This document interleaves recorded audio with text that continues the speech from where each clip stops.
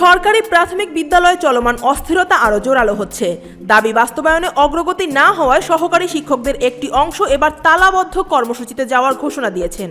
সংগঠনটির নেতারা বলেন, আগামীকাল ৩রা ডিসেম্বর ২০২৫-এর মধ্যে দাবি পূরণ না হলে ৪ঠা ডিসেম্বর থেকে সরকারি প্রাথমিক বিদ্যালয়ে তালা ঝুলবে।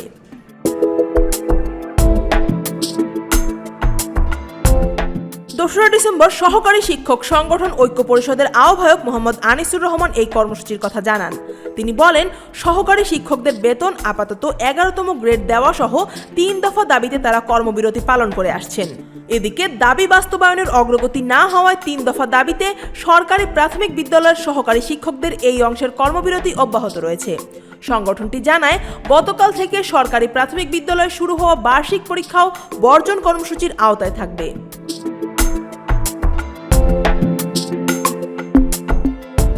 প্রাথমিক শিক্ষক দাবি বাস্তবায়ন পরিষদের ব্যানারে চলমান আন্দোলনে প্রভাব পড়ছে বিভিন্ন বিদ্যালয়ের স্বাভাবিক শিক্ষা কার্যক্রমে। সংগঠন ঐক্য পরিষদের এক বিবৃতিতে বলা হয়েছে, সহকারী শিক্ষকদের ন্যায্য দাবি আদায়ের লক্ষ্যে পরিষদের ভার্চুয়াল সভায় সিদ্ধান্ত হয় ৩রা ডিসেম্বর ২০২৫-এর মধ্যে ৩ দফা দাবি বাস্তবায়নের কার্যকরী পদক্ষেপ না নিলে ৪ঠা ডিসেম্বর থেকে সব সরকারি প্রাথমিক বিদ্যালয়ে তালাবদ্ধ কর্মসূচি বাস্তবায়ন করা হবে। এই কর্মসূচি বাস্তবায়নে সহকারী শিক্ষক ও প্রধান শিক্ষকদের প্রতি আহ্বান জানানো হয়েছে।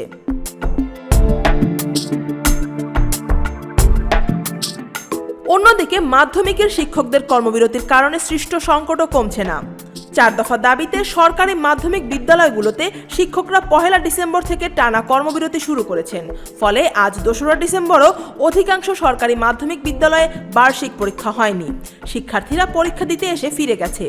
বিচ্ছিন্নভাবে কোথাও কোথাও পরীক্ষা নেওয়া হলেও তা হয়েছে সীমিত পরিসরে।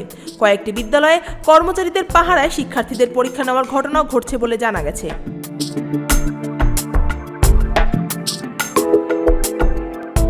প্রাথমিক ও মাধ্যমিকে এই সময় ২ স্তরের শিক্ষকদের আন্দোলনে দেশের সরকারি শিক্ষা ব্যবস্থায় অচল অবস্থা তৈরি হয়েছে। আগামী ৩রা ডিসেম্বরের আগেই দাবি বাস্তবায়নে অগ্রগতি না হলে আন্দোলন আরও কঠোর হওয়ার আশঙ্কা দেখা দিচ্ছে। News desk, Dhaka watch.